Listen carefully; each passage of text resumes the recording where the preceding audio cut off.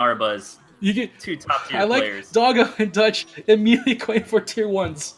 Like Yeah, we need that to might be the end this. move. We need to end this fast. We need to get our timings out before they get theirs. Yes, I agree with that 100%. So here we go, ladies and gentlemen. Let's see how long they'll be able to do against Chip and Arbuz, who are in the north, as Doggo and Dutch to the east. Weast. We. In the meantime, this is a Yeah, pretty man. small map by comparisons to most 2v2 maps, just because of how close they are together. Just... Right, and look at this. Doggo already opting for the 4-farm Warren build, so I think we're... And Dutch is coming up with a mole. Oh, going for the mole defense. Try. Oh, is it gonna mole? Is the mole gonna come out fast enough? Oh, psych it out. Psych out. Okay. Dutch is just like, hey, what you gonna do? I got two moles coming. I believe 2 moles is better than 1, right? Look at this this mind game here that's happening right now. I love between this kind of Arbuz and Dutch. In the meantime, Doggo trying to snipe his way through with his lizards. Not gonna be able to get too much done with them. So just gonna stay back for the time being. So very interesting thing about this map is just how much road there is between the two bases. So lizards on this map are just gonna go speed across it. So you have to be very careful about that lizard aggression. Yeah, there's not a lot of terrain blocking attack paths and stuff, and I think this map is really kind of gearing the game towards more of an aggressive play style here because the attack really? paths between the bases are so small, man. I mean, man, I wonder what their plan is going to be right now. Oh my gosh, they're just chasing after the lizards right now. They're able to snipe one, I believe, and that's pretty much it. They're going to back off for the time being. Hey, any value you can get helps. Arbuz did slightly pull behind his timings just a little bit because he decided to build into more farms. So it supply blocked his warrens for a little bit there. So Yeah, I'd like to see what Dutch and Doggo are going to do here, right? They got to form and attack together in the next Oh my gosh, here we two. go. Double lizards, here we go. Trying to see how much damage they're going to be able to do. Are they going to be able to take out anything at this point, though? Not quite. Actually, Dutch just lost everything. Yeah, Doggo was a little hesitant. They had a nice little, double-pronged attack setup, but I think they might have been stronger coming in from Arbuz's flank together and getting some damage done and running back out. So I mean, not very good to be on the back foot against Arbuz and Chip, man. You just have to be very careful, just because they can defend themselves by pulling their units into the pigs, using the warrens to suck up damage, and it just becomes hard. I think if they actually focused on one person rather than spreading out, that would have been a much better result. But for now, we're going to step back for the time being. Already, Dutch trying to go for his snakes, and Doggo for toads, while Chip and Arbuz just going for a tier 1 focused army. So probably no late game shenanigans coming out from them. They want a nice, strong, standing army to defend. Yeah, Hopefully and I think, will lead into a macro. Right. And I think if you're Dutch and Doggo here, if you look at Arbuz and Chip's decks, it looks like they want to get a couple bases up, get some defenses down, go to tier 3. And I think they really need to hit this timing attack right when Chip and Arbuz start investing in defense, start investing in economy, and go in there with this one base all-in play. I think that's the correct answer here. Doggo trying to go for the wraparound with his own units, but his Toad's a little bit too slow. And let's see if he uses Toads as distraction here, while his Lizards try to take out a lot of value, but it's not enough. He loses everything. This time it's his turn to lose all the stuff, and this is just going to lead into a counterattack. Doggo does not have enough units to defend for the time being. DutchDefender is going to fight them off, but here come the Toads coming in from the backside. They can't rush into this fight, or else they lose everything for reals here. Yeah, this might be the beginning of the end.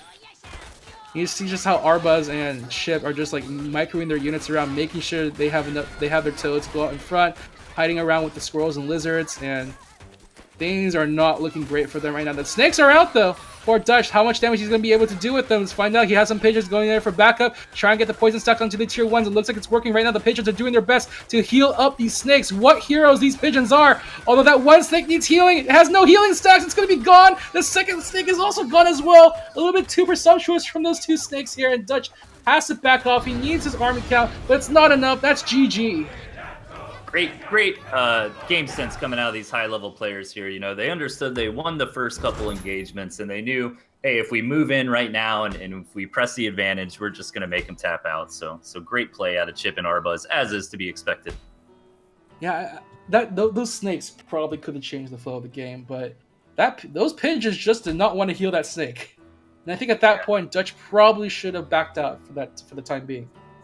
Yeah. So I'm a little new. I apologize, guys, but So if you have your pigeons selected and you hold the button over one of your units, can you target heal with them? I'm actually not sure about that, to be very honest. Yes, you I can. think so, Okay. right? Yeah, yeah. Actually, I don't play pigeons personally a lot, so I'm not very familiar with their mechanics. But Oh wow, I am glued to pigeons like every game, man, and I I mean, see people not. pigeons are really good in these Yeah. on release, so they're a pretty darn good unit. I'm personally bad with pigeons, so I don't really touch them too much. But yeah, you can target heal with them. And that one poor snake, unfortunately, just did not get anything. The other one hogged all the dinners. Yeah, you got to be really careful if you're running pigeons, right? It's best to kind of micro them a little bit behind your front line, otherwise they're just going to fly to their death, and that's not good for anyone but your opponent. Yeah. Well, here we go right now. Game number 2, ChipFromSpace and ArbuzBudesh in the south side, while Dawgo and DutchDefender to the north. Arbuz is making Dawgo rue the day he took Hopper away from him. Yeah, and unfortunately for our underdogs here, it looks like the spawning positions are a little better from Arbuz and Chip. I mean, they've got the high ground on their base. They're nice and protected, so it's going to be hard to do anything like attack them. Meanwhile, Dutch and Dawgo are kind of spread out. They don't really have any optimal gristmills to take in the early game, so I really think in this position, Dutch and Dawgo just need to go for some kind of one base all in and really try to win on a coin flip here. Speaking of one base all in, we're seeing just that. DutchDefender going for the full 7 farms right now, not quite fully way through, while Dawgo gets his early 2 Lizard Warrens down to stave off any aggression and allow his teammate to get those farms up and going. Yeah, we're gonna have to see really how many farms come out of Chip and Arbuz here if they can sense this rush coming their way, because Doggo's really got to make something get done with these tier 1 Warrens, or his economy is just going to be too behind going into the beginning of the mid game. Yeah, you do see Dawgo. He's starting to put some more food into the farms right now. He has all of his lizards out at the ready, so he can defend any attack happening so far. And it looks like things are going to slow down just a little bit here. I do like how the road isn't at all very good in this map, just because it's like not even touching either of the bases. Yeah. It's just going like perpendicular.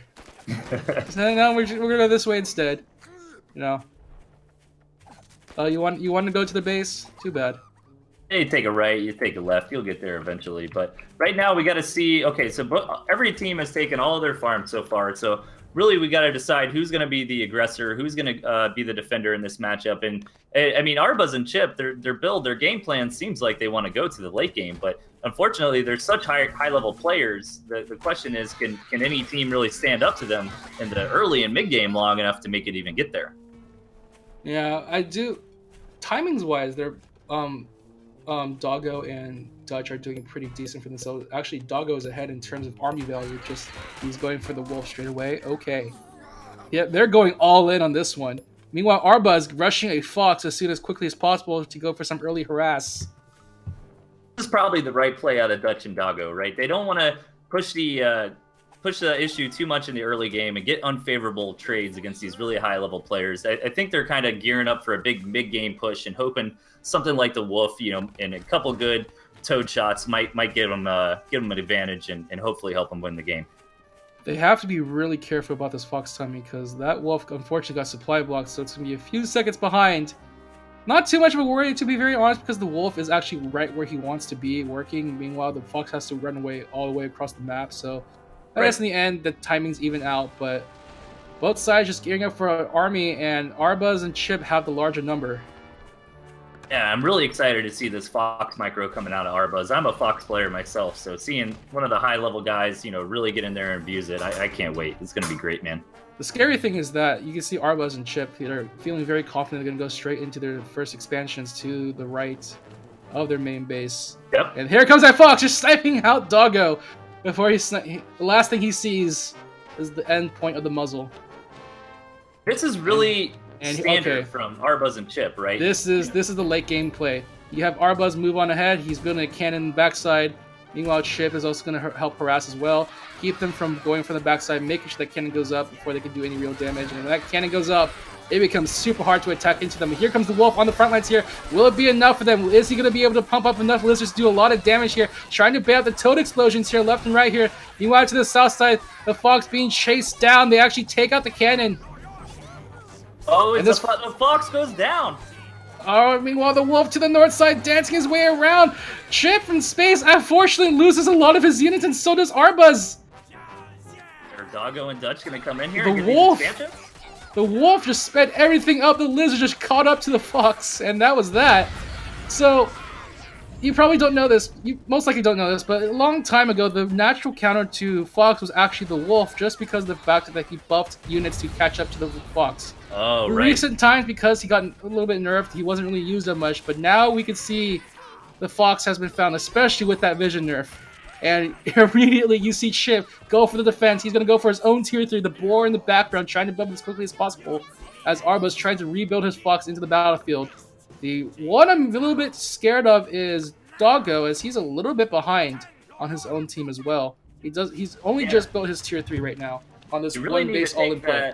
They really need to take that 9 o'clock expansion, I feel like, just to be safe on the back end of this, because they're in a great spot this game. Surprisingly, they've got some good tempo here. That's a really aggressive expansion, don't you think? Yeah, he's just fading it.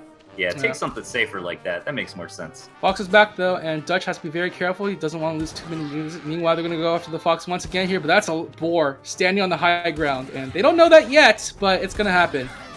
Here it comes, the fiery flames making their way through out on the battlefield. And Dawgo and Dutch backing off, making sure they avoid the attack. They have the wolf trying to pump up the pigeons to do as much healing as possible. Meanwhile, Dawgo trying to attack from the north side.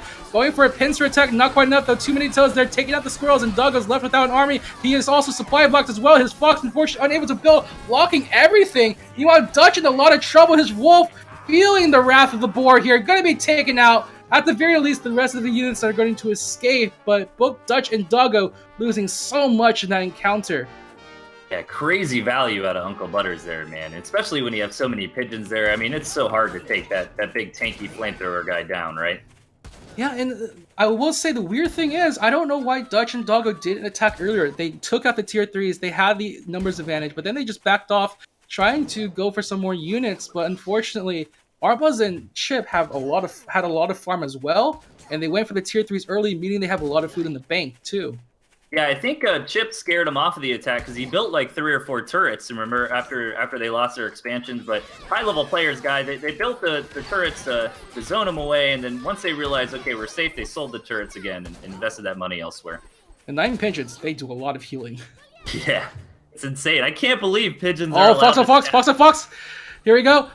Dawgo's own fox finally comes out into the middle of the battlefield here, but it does look like Dutch unfortunately got sent to the kitchens here. Chip from Space going for a lizard rush to his base, and he's gone. That's GG.